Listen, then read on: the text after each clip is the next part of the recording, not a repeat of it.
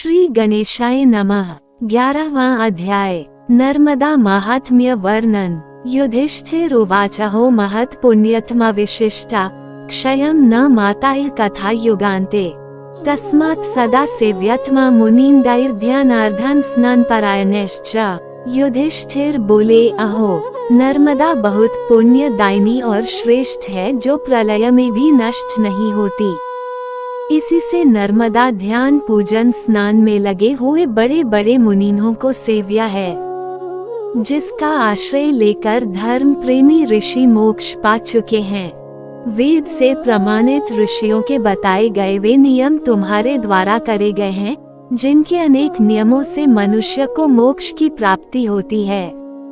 मनुष्य उन महादेव शंकर के पूजन से सदा 12 या 6, 8 अथवा 3, 4 वर्षों में क्या मासों में ही कले के दोषों से मुक्त हो जाते हैं। देव श्रेष्ठ ब्रह्मा अथवा गुरु विष्णु का पूजन करने वाला मनुष्य भी संपूर्ण पाप से मुक्त हो जाता है, इसमें संदेह नहीं। किंतु हे निश्चाप, ये सब मुझे आप विस्तार से बताओ। जिस गहन संसार में सारे जीव डूबे हुए हैं, वे सब स्वर्ग कैसे पहुँचेंगे? यह मेरा संशय निवारण करे। 1/6। श्री मार्कंडेय जी बोले, बहुत जन्मों के अनंतर यह मनुष्य जन्म मिलता है। इस जन्म में भी भगवान शंकर में बहुत कठिनता से भक्ति उत्पन्न होती है। राजन, तीर्थ दान उपवासों से यज्ञों तथा देव ब्राह्मण पूजन में अतिशय श्रद्धा द्वारा मनुष्यों को शंकर की भक्ति प्राप्त होती है। उनमें धर्म प्रेमी जनों को सर्वभांति अनंत श्रद्धा करनी चाहिए।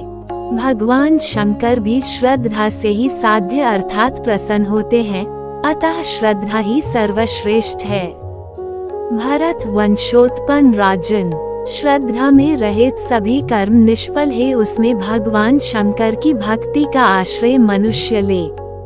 7/10। जिसकी भक्ति स्थिर है सात्विक, राजस और तामस, उन सब लोगों को श्रद्धा के अनुसार ही फल मिलता है। सभी जीव कर्म फलों के संयोग से बारंबार संसार में आते जाते हैं। सैकड़ों जन्मों में देवों का भजन पूजन करने वाले ज्ञानी पुरुषों के पाप कर्म के क्षय होने से तीनों देवों ब्रह्मा विष्णु और महेश रूप शंकर में भक्ति होती है। भगवान शंकर से मनुष्य को निस्संदेह मोक्ष प्राप्त होता है। पुनः जो ब्राह्मण नर्मदा तट का आश्रय लेकर तीनों वेदों के मार्ग में संदेह रहित है, वे परमगति पाते हैं। एकाग्रमन वाले जो पुरुष या अविकारी अविनाशी शिव शंकर की भक्ति पूर्वक पूजा करते हैं, ये शीघ्र ही सिद्ध हो जाते हैं। 11/15। अन्यत्र मनुष्यों को बहुत समय में कर्म सिद्धि मिलती है, पर नर्मदा के तट पर शीघ्र ही सिद्धि होली है। सांख्य शास्त्र के ज्ञाता जन 6 वर्षों में सिद्ध होते हैं। ज्ञान प्राप्त वैष्णव भी आगे सिद्ध हो जाते हैं। नदियों के समुद्र में मिलने की भांति सब योग के जानने वाले लोग माहेश्वर योग को पाकर प्रलय काल में एकता को पा ले हैं। अतः सब योगों में माहेश्वर योग ही श्रेष्ठ है। 16/19। महेश्वर शंकर के परम भक्ति रूप माहेश्वर योग को पाकर मुक्त हो जाते हैं। भगवान शंकर की पूजा या नर्मदा तट पर शंकर की उपासना कर फिर मनुष्य जन्म नहीं लेते। ये गति बड़ी दुर्लभ और कठिन है, सब पापों का विनाश करने वाली भी है। जीव नर्मदा का आश्रय लेकर शीघ्र ही संसार से मुक्त हो जाते हैं। अतः मनुष्य नित्य ही नर्मदा में स्नान करे और भस्म का लेपन करे। नर्मदा के तीर पर पहुंचकर मनुष्य शीघ्र ही सिद्धि पा लेता है। जो मनुष्य शांत होकर आदर पूर्वक तीनों समय प्रातः, मध्याह्न, सायं नर्मदा का पूजन करता है, वो पापी पुरुष सर्व रोगों से मुक्त होकर परम गति को पाता है। भले ही वह पापी पुरुष हो तो भी वह 6 मास में नर्मदा स्नान से शुद्ध हो जाता है। शुद्ध मन वाले पुरुष तो 3 मास में ही शुद्ध और सिद्ध हो जाते हैं। 20/24। जैसे सूर्य किरणों के स्पर्श से पहाड़ की बर्फ के टुकड़े हो जाते हैं, ठीक उसी प्रकार शुद्ध भस्म के कणों के स्पर्श से पाप भी विलीन हो जाते हैं।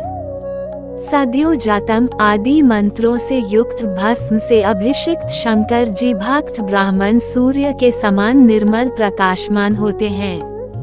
जिस प्रकार गरुड़ के भय से डरे हुए सर्प भाग जाते हैं, उसी प्रकार भस्म से अभिषिक्त होने पर संपूर्ण पाप नष्ट होते हैं। 25/27 नर्मदा के जल से पवित्र हुई भस्म से जो अपने शरीर को धूसर लिप्त करते हैं, वे शीघ्र ही पाप समुदाय से मुक्त हो जाते हैं, इसमें संशय नहीं। जो पुरुष पाशुपत व्रत का विधि पूर्वक कहे गए नियम पालन करते हैं, शूद्र के अन्न से रहित हुए वे परम गति को प्राप्त करते हैं। ब्राह्मण का अत्र अमृत, क्षत्रिय का अन्न दुग्ध के समान, वैश्य का अन्न के समान ही है, किंतु शूद्र का अत्र रक्त माना गया है। शूभ के अन्न से पुष्ट हुए जिन श्रेष्ठ ब्राह्मणों का मरण हो जाता है, वे तप और ज्ञान से रहित होकर कौवा और गिद्ध होते हैं। मनुष्यों का पाप उनके अन्न पर ठहरता है, अतः जो जिसका अन्न खाता है वो उसका पाप खाता है। विशेष रूप से पति धर्म के सन्यासी साधु के वेश में क्षुद्र अन्न खाकर तप की चंचलता का आश्रय लेने वाले मनुष्य निस्संदेह नरक में जाते हैं, ऐसा शंकर ने कहा है। 28/33 ऐसे मनुष्य भी शंकर में भक्ति रखने वाले स्थिर चित्त के ब्राह्मण बड़े पाप समुदाय को भी जला देते हैं। परंतु पाखंडी, लोभी एवं चंचल वृत्ति वाले पुरुष न तो संभाषण के योग्य हैं और न पास बैठाने के ही योग्य हैं, वेद की ऐसी आज्ञा है। कुछ लोग माता पिता के दोषों से और दूसरे अपने कर्मों के दोषों से या मिथ्या ज्ञान अभिमान से और कोई अहंकार से नष्ट हुए धर्म शास्त्र के अधों से विरुद्ध चलने वाले क्लेशों को भोगते हुए भी शैवमत में शिव भक्ति के प्रभाव से उत्तम गति को पा लेते हैं। श्रद्धा रहित पाखंडी निंदित दृष्टांतों के अर्थों पर चलने वाले दुष्ट अविवेकी पुरुष सिद्धि नहीं पाते, केवल तीर्थ कीर्तन मात्र से निंदित दृष्टि एवं भावना वाले लोग सिद्धि नहीं पाते। तीर्थ का बड़ा प्रभाव होने पर तथा शंकर की भक्ति का आश्रय लेने वाले लोलुप जन निस्संदेह नीच योनियों में जन्म लेते हैं। तीर्थ एवं दानादि से सभी पापों का विनाश नहीं होता, किंतु अज्ञान या प्रमाद से किए पाप ही विनष्ट होते हैं। ये समझकर विधि पूर्वक परमात्मा का जपादि करते हुए ब्राह्मणों को बारंबार स्वधर्म में तत्पर होना चाहिए। ऊर्ध्व रूप त्रिलोचन रुद्र के मंत्रों का जो अध्ययन जपादि करते हैं, आसक्ति रहित वह पुरुष 6 मास में ही साक्षात शंकर के दर्शन करता है। जो नर्मदा के तट पर निवास करते हैं, इंद्रियों के वश में न होकर रुद्र संहिता की 10 आवृत्ति करते हैं, वह सब पापों से मुक्त होते हैं।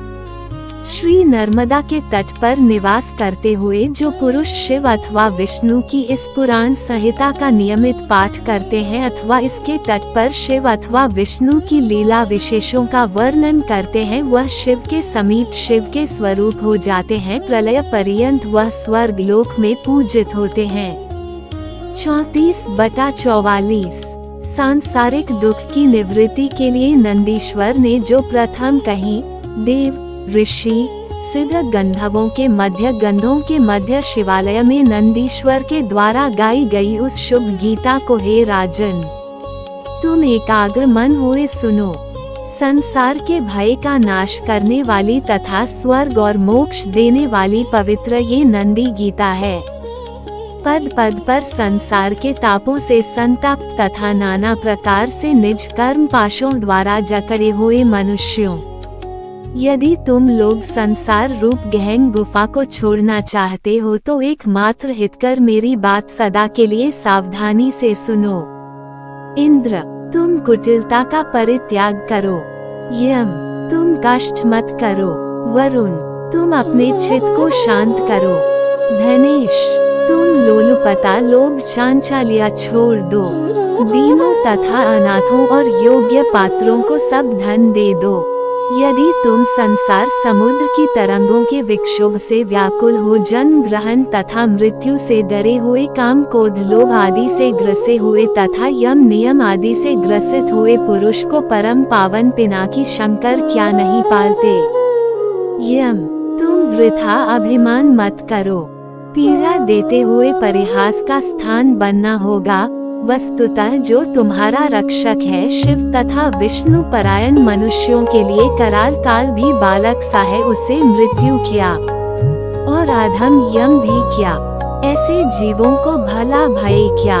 नर्मदा के तट पर रहने वालों के तथा संसार के भार से दुखी जीवों के भय का निवारण करने वाले भगवान शंकर ही हैं। दीन जीव, तुम शिव का ही भजन करो, शिव का ही चिंतन करो और शिव की स्तुति करो, शिव का ही पूजन करो, शिव को नमन करो। ज्ञान तथा मोक्ष यदि चाहते हो तो शिव संबंधी पुराणों का पठन करो तथा पंचाक्षर नमः शिवाय मंत्र का जप करो। पंचात्मक तत्व का चिंतन कर अपने शुद्र स्वरूप को समझी केवल शंकर का भजन पूजन करो। यदि सर्व कल्याण पंचमुख श्री शिव की पूजा करते हो तो नाना भावों से युक्त शोक पहुँचाने वाले परिणाम में दुखदायी अनेक कमों के करने से क्या है। 35/57 संसार रूपी हाथी के मदपूर्ण चिंगारों से या बड़े कोलाहलों से भी क्या है। यदि भगवान शंकर की भाव रूपी गंध से सेवा की है, अरे मूर्ख, कर्मवश दुखपूर्ण विषाद से क्या प्रयोजन है। पापों के नाश में भयंकर भय विनाशक भवानी पति शंकर को भजो। सदा नर्मदा तट पर विहार करने वाले, दुखों के विनाशक, स्वर्ग और मोक्ष को देने वाले, देवों के ईश, पापों को नष्ट करने वाले श्री शंकर की सेवा करो। देव नदी गंगा को भी सेव्य नर्मदा को और उनके तीर पर स्थित शंकर तथा विष्णु को छोड़कर मूढ़ पागल की भांति भाव भक्ति से रहित होकर दिशाओं के किन भागों में भागे जा रहे हो। नर्मदा का पुण्य जल सेवन करो, सनातन सदाशिव का पूजन भजन करो, पंचाक्षरी विद्या नमः शिवाय का जप करो। इष्ट स्थान पर जाओ। बहुत उपायों से अपने शरीर को क्लेश देने से क्या लाभ है। नर्मदा में पहुंचकर अनायास प्रसन्न होने वाले उत्कृष्ट स्थान वाले शिव को भजो। इस प्रकार नंदीश्वर ने कैलाश पर्वत पर शिव के समीप लोकपाल देवों के सामने जो कहा वह मैंने तुम्हें भी सुनाया। श्री मार्कंडेय जी बोले, नर्मदा के तट पर रहकर स्नान दान में तत्पर, धर्म में नित्य स्थिति वाला पुरुष सब पापों से छूट जाता है। बिना विधि के नित्य ही चाहे 100 वर्ष पर्यंत सब वेदों का स्वाध्याय करे, पर मृत्यु वारक जप के समान ही वह है। चाहे गुणों से भले ही वह अधिक हो, जिस प्रकार बीज और योनि से अशुद्ध पुरुष शंकर को नहीं पाता, उसी प्रकार लांगुल मंत्र भी गत वायु वाले पुरुष में स्थिर नहीं होता। गायत्री के जप से युक्त संयमी नियमित चित्त वाला गुणों से अधिक है। अग्नि नीले इपिथो जेत्या और नित्य ही अनाया ही इन मंत्रों का जप करे। शन्नो देवी इस मंत्र का तट पर स्थित होकर भी जप करता है, वह सब पापों से छूट जाता है। नित्य सावधान होकर अंग शिक्षा व्याकरण आदि उपांग पुराण इतिहास आदि सहित वेदों का नित्य मावधान होकर पाठ करते हुए भी पुरुष वह फल नहीं पाता जो फल संयमी पुरुष गायत्री मंत्र से प्राप्त करता है।